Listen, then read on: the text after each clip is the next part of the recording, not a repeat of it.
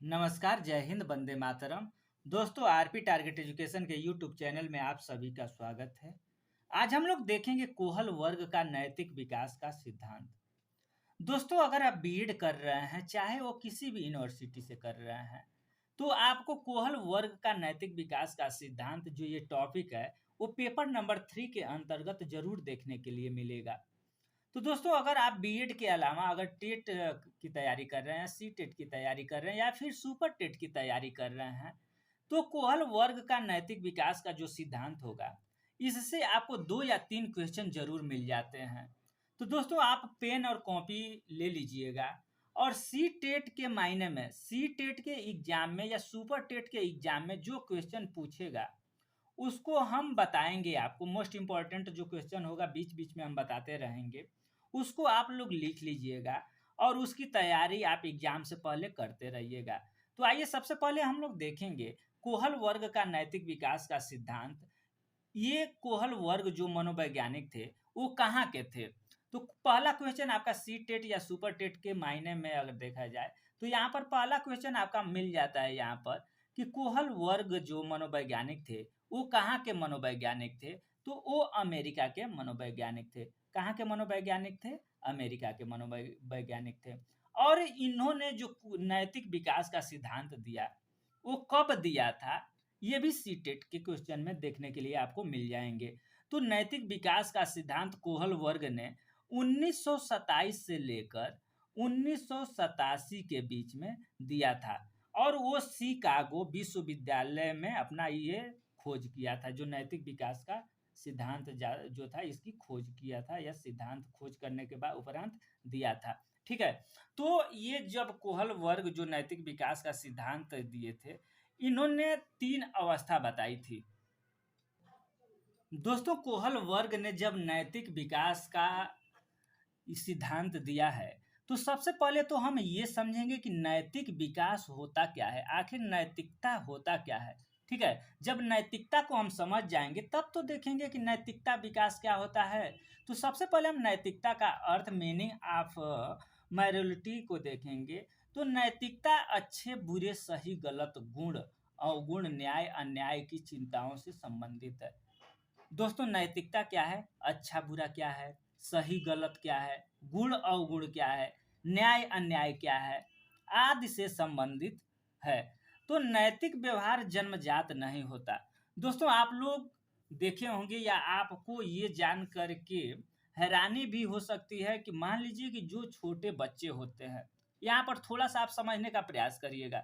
जो छोटे बच्चे होते हैं, जन्म लेकर के जब जन्म लेते हैं, तो वो न नैतिक के बारे में जानते हैं, न अनैतिक के बारे में जानते हैं। उन्हें कुछ नहीं पता होता है कि इस देश में, इस दुनिया में जो व्यवहार है, कौन व्यवहार हम करेंगे तो अच्छा व्यवहार है, कौन बुरा व्यवहार है। तो जो छोटे बच्चे होते हैं, वो नैतिक व्यवहार जन्मजात नहीं होती, यानी जो नैतिक व्यवहार होता है बच्चों में, जन्मजात नहीं होती है। जब बच्चे जन्म लेते हैं, पृथ्वी पर आते हैं, तो वो धीरे धीरे धीरे धीरे करके नैतिकता को सीखते हैं कि क्या क्या बुरा है, क्या अच्छा है, क्या ठीक है। उसको तो इसीलिए बोला गया है कि नैतिक व्यवहार जो है जन्मजात नहीं होती। ठीक है, ये पहला पॉइंट हो गया। दूसरा पॉइंट हम लोग देखेंगे, इसे सामाजिक परिवेश से सीखा या अर्जित किया जाता है। तो दोस्तों, यहाँ पर क्लियर हो जाता है कि नैतिक व्यवहार जन्मजात नहीं होती, यानी जब बच्चा जन्म लेता है तो जन्मजात ये नहीं होती, जन्म से ही उसको नैतिकता का ज्ञान नहीं होता है।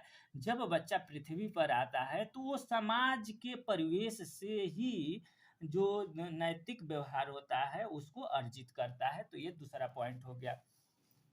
तीसरा पॉइंट हम लोग समझने का प्रयास करेंगे। सर्वप्रथम बालक में नैतिक विकास उनके घर, पास पड़ोस एवं विद्यालय से होता है। सही बात है, ये आप लोग भी जानते होंगे कि जो भी बच्चा होता है, या आप खुद सोचिए, आपके अंदर अच्छे बुरे, ठीक है, का ज्ञान कैसे होता है? सबसे पहले तो आप घर में देखते हैं, घर में मान लीजिए कि बड़े लोग हैं, आप अच्छे काम करते हैं तो आपको शाबाशी मिलती है, बुरे काम करते हैं तो आपको दंड मिलता है।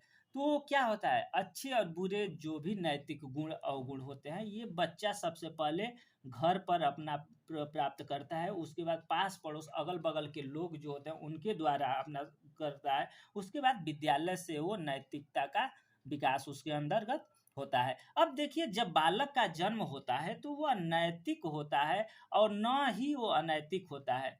ये हम पहले बता चुके हैं आपको। जब बच्चे का जन्म होता है तो वो नैतिक न नैतिक होता है, न ही अनैतिक होता है, बल्कि वह अच्छा या बुरा आचरण समाज से सीखता है। इसीलिए कहा जाता है कि विकास की प्रक्रिया वातावरण की महत्वपूर्ण भूमिका होती है। यानी जो वातावरण होता है उसकी महत्वपूर्ण भूमिका होती है। वातावरण से ही जो बच्चा होता है वो अच्छे अच्छे और बुरे का जो आचरण होता है उसको वातावरण में ही रह करके बच्चा सीखता है। अब देखिए, हम लोग देखें कोहल वर्ग। अब चूंकि यहाँ पर देख लीजिए, कोहल वर्ग का नैतिक विकास का सिद्धांत, ठीक है, कोहल वर्ग का नैतिक विकास का सिद्धांत जो थे, ये 3 अवस्था दिए थे। ये 3 अवस्था कौन-कौन है? देखिए यहाँ पर सबसे पहला जो अवस्था था वो पूर्व परंपरागत अवस्था था। ठीक है, कोहल वर्ग जो थे वो नैतिक विकास को 3 अवस्था में देखे थे और 6। अब यहाँ पर क्वेश्चन आपको सी टेट के लिए देखिए यहाँ भी बन गया एक ठो। नैतिक विकास, कोहल वर्ग के नैतिक विकास की कितनी अवस्था है, तो आपको पेपर में दे देगा 3, 6, 8, 12। तो देखिए यहाँ पर 3 अवस्था है। पहला पूर्व परंपरागत अवस्था, दूसरा परंपरागत अवस्था और तीसरा है आपका उत्तर परंपरागत अवस्था।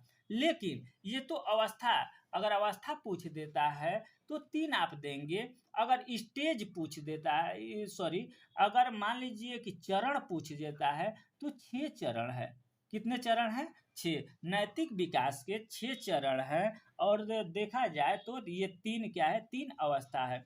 तो प्रत्येक अवस्था में 2-2 करके चरण है, जिसको हम आगे देखेंगे। वीडियो बिना स्किप करके ही देखिएगा, क्योंकि आज का जो ये टॉपिक है वीडियो, ये सी टेट या सुपर टेट के साथ साथ आपका जो बीएड होगा फर्स्ट सेमेस्टर, उसके लिए भी बहुत महत्वपूर्ण है। तो वीडियो को बिना स्किप किए हुए देखिएगा और चैनल पर अगर पहली बार विजिट कर रहे होंगे तो चैनल को सब्सक्राइब कर लीजिएगा, क्योंकि यहाँ पर बीएड के साथ साथ आपको सी टेट सुपर टेट की भी तैयारी कराई जा रही है। और इस वीडियो के डिस्क्रिप्शन में हम लिंक दे दे रहे हैं। अगर आप BEd first, second, third, fourth जो पेपर है उसको नहीं देखे हैं तो आप उसको देख लीजिएगा। देखिए, तो पूर्व परंपरागत अवस्था किसे बोलते हैं? यहाँ पर देखिए, जब बालक प्राधिकरण की सजा से बचने के लिए आदेश का पालन करता है तो उसे पूर्व परंपरागत अवस्था कहते हैं। और इसका उम्र जो होता है ये 4 से 10 वर्ष का होता है।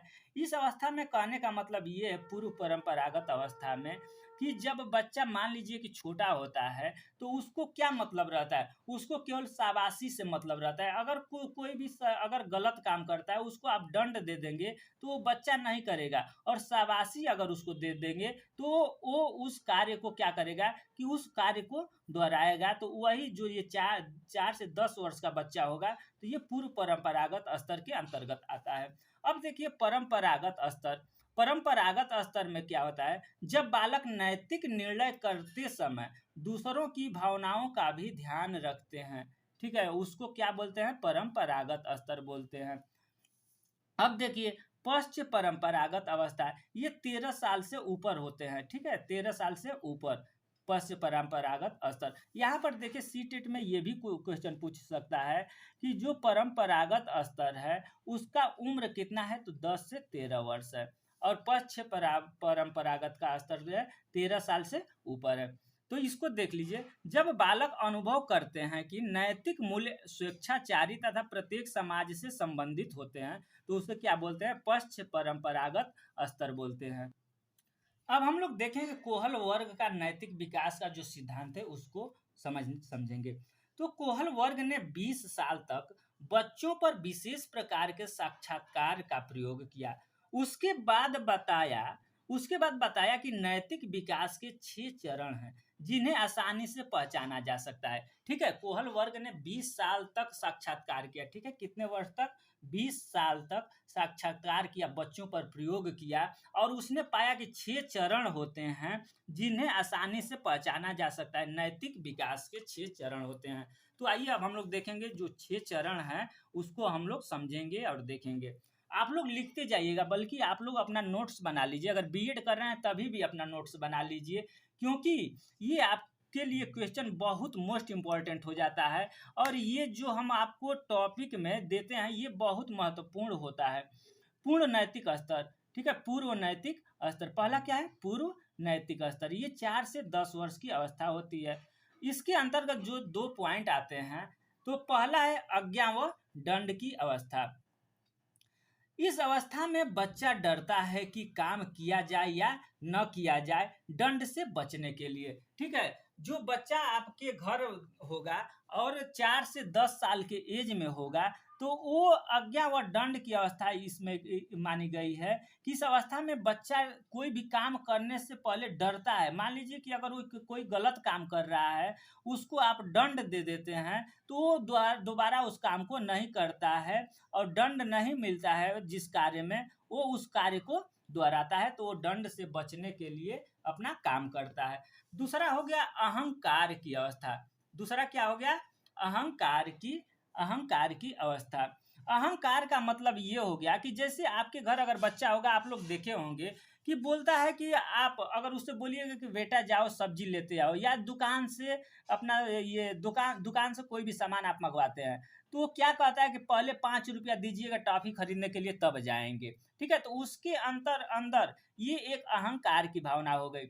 जैसे मान लीजिए कि देखिए इसमें जैसे जैसे बच्चे की आयु बढ़ती है, वह परिपक्व होता जाता है। यदि उसका उद्देश्य झूठ बोलने से पूरा होता है, तो वह झूठ भी बोलता है। जैसे मान लीजिए कि उसको उदाहरण के तौर पर अगर देखिए, तो जैसे बच्चे को भूख लगती है, भूख अगर लगने पर वह भोजन चुरा कर खा लेता है, और उससे पूछा जाए कि भोजन चुराए हो, तो वो बोलेगा कि नहीं चुराए हैं। तो ये अहंकार की अवस्था होती है। अब दूसरा जो अपना अवस्था है, ठीक है, दूसरा जो अवस्था है 10 से 13 वर्ष, इसको हम लोग देखेंगे। इसको हम लोग बोलते हैं परंपरागत नैतिक स्तर।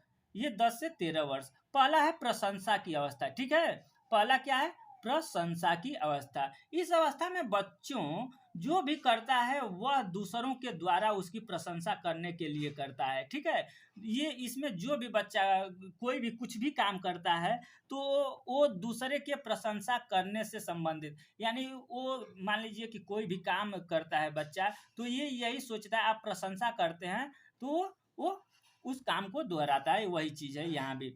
इस अवस्था में बच्चा उन्हीं व्यवहारों को उचित व नैतिक मानते हैं जिनके लिए वे परिवार, स्कूल, पड़ोस, मित्र मंडली से प्रशंसा प्राप्त करते हैं। इस अवस्था को हम लोग क्या बोलते हैं? प्रशंसा की अवस्था बोलते हैं।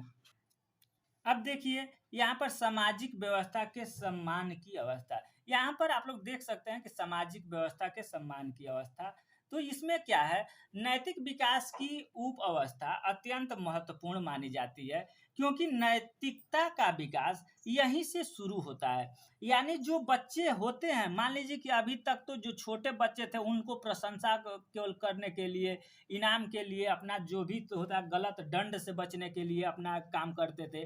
लेकिन असली जो मेन होता है, मेन सामाजिक व्यवस्था सम्मान की अवस्था के अंतर्गत नैतिक विकास होता है, क्योंकि इस अवस्था में व्यक्ति, बच्चा समाज में रह करके अच्छे बुरे का उसको ज्ञान मिलता है। तो जो कोहल वर्ग थे उनके द्वारा मोस्ट इम्पोर्टेंट जो नैतिक विकास का समय माना गया है, वो 10 वर्ष से 11 वर्ष का समय माना गया है। ठीक है, उसमें भी सामाजिक व्यवस्था के सम्मान की अवस्था को महत्वपूर्ण माना गया है।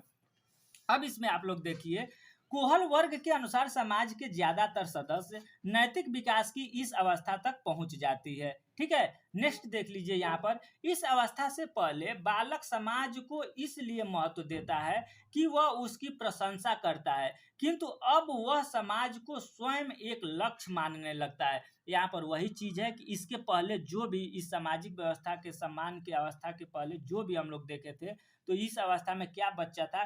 केवल उसको प्रशंसा से मतलब था। लेकिन अब जब ये सामाजिक व्यवस्था, जब बच्चा बड़ा हो जाता है, तो अब वह समाज को स्वयं एक लक्ष्य मानने लगता है। यानी समाज में क्या अच्छा है, क्या बुरा है, उसको अब समझने लगता है, और क्या करना चाहिए, क्या नहीं करना चाहिए, उसको वो समझने लगता है। नेक्स्ट और लास्ट पॉइंट है उत्तर परंपरागत अवस्था। ठीक है, लास्ट पॉइंट क्या है? उत्तर और परंपरागत अवस्था। तो इसके अंतर्गत हम लोग देखेंगे समाज के साथ संबंध। अब क्या होता है, वो समाज के द्वारा समाज में रह करके अब बच्चा अपना अच्छा बुरा जो भी है निर्णय लेने लगता है, नैतिक व्यवहार का विकास हो जाता है।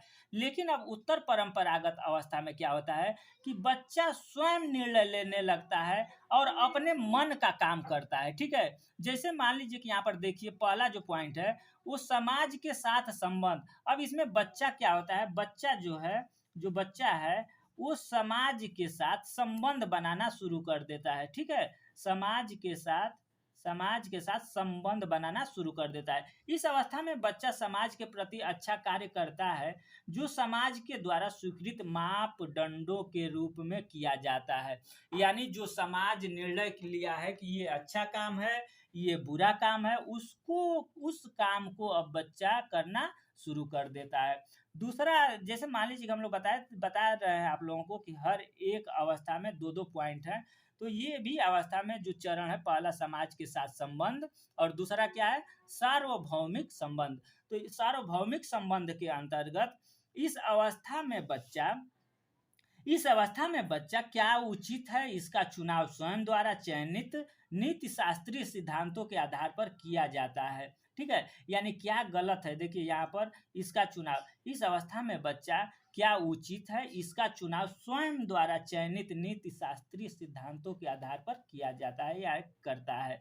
इस अवस्था में बच्चा अपने मन से कार्य करता है, उसे जो अच्छा लगता है, समाज में उसे जो भी अच्छा लगता है उसको वह स्वयं करता है। दोस्तों, अगर वीडियो आपको अच्छी लगी हो तो वीडियो को लाइक करें, शेयर करें तथा चैनल पर अगर पहली बार विजिट कर रहे हैं तो चैनल को सब्सक्राइब करते हुए बेल आइकन को दबाना न भूलें, जिससे कि द्वारा आपको हमारे द्वारा बनाई गई सभी नोटिफिकेशन प्राप्त होती रहें। धन्यवाद।